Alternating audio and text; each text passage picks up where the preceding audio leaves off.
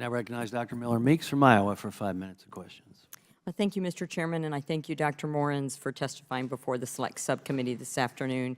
And if I can, I'm just going to follow up for a question that you were asked by Dr. Malliotakis in reference to whether or not you received any funding or monies in relationship to the amount of funding going to an EcoHealth grant. So to expand on that, did you receive any gift or anything of value during that exchange from Dr. Daszak of EcoHealth? One of Dr. Daszak's scientists, a guy named Kevin, well, I shouldn't mention his name, doesn't matter, but so the EcoHealth people have their own private, it's like a baseball cap.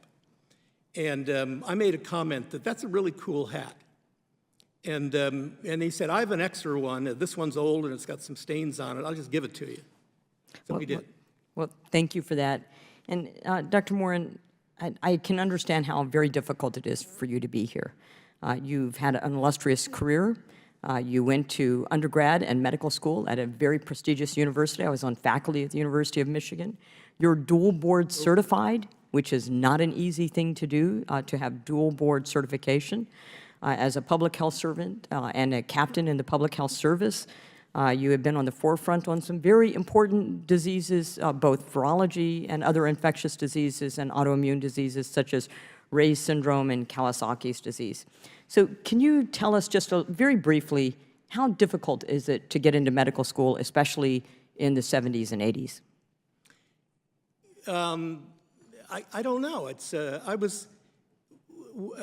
was it easy to get in med school? Pardon? Is it easy to get into medical school? Well, it was never easy, and particularly for somebody like me. When I applied to medical school, the only science course I'd ever had was 9th grade general biology. Yeah. And do you know what alpha omega alpha is? I believe that's an honorary like fraternity or society for medical students. National Medical Honor Society. Is it easy to get into alpha omega alpha? I don't believe it is. Is it more prestigious to get in the 3rd year or the 4th year? I don't know. Okay.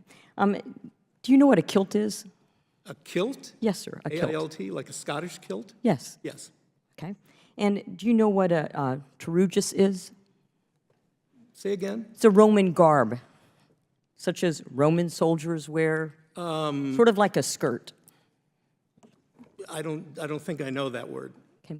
Well, I left home at 16 to put myself through medical school. I was the last person entered my medical school class at the University of Texas in 1982, the last person.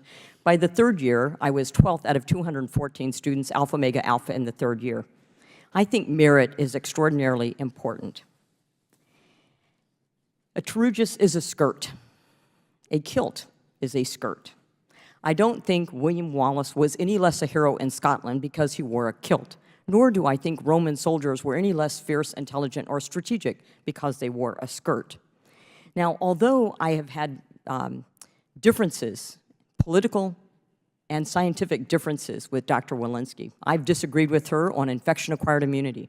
I have disagreed with her on school closures. I have disagreed with her on the lack of transparency of adverse outcomes from COVID-19 vaccines. So I'm having a hard time understanding why in 2021, I would have expected it when I was in medical school in 1982, but why in 2021, and I can understand the embarrassment of having personal emails shared, but you were doing work-related stuff on your personal emails, that you would have commented in an email, Dr. Fauci got Rochelle Walensky her job as CDC director by lobbying for her to Ron Klain. Well, she does wear a skirt. I poured a little cold water on her, but he was undeterred in thinking that she is the cat's pajama. So let me just say, am I the cat's pajama? Do you know how many women sit on this subcommittee? Do you know what it takes for any of these women to get elected to Congress? Because I find your comments to be disgusting. You had an illustrious career, an amazing track to get to where you are. You're trusted with one of the highest positions in government to combat public health crises, and instead of doing your job, you're too busy worried about avoiding FOIAs and challenging someone's position because they happen to wear a skirt. The American people deserve a whole lot better in their public servants. We don't need to worry about your trying to avoid FOIAs or what the quality of your mattress is, quite frankly, sir. You should be ashamed of your character and embarrassed. I am glad that you are, and you should, in fact, apologize to this subcommittee, to Congress, and to our nation. With that, I yield. May I apologize to you and the committee? It's a misogynistic statement, and, you know, it was the same snarky, joking stuff. But let me say, I've been an advocate. Sir, that's not a snarky joke. That is an underlying behavior that indicates how you approach women and how you think of women, and it's disgusting. Time has expired. Now recognize Ms. Takuda from Hawaii for 5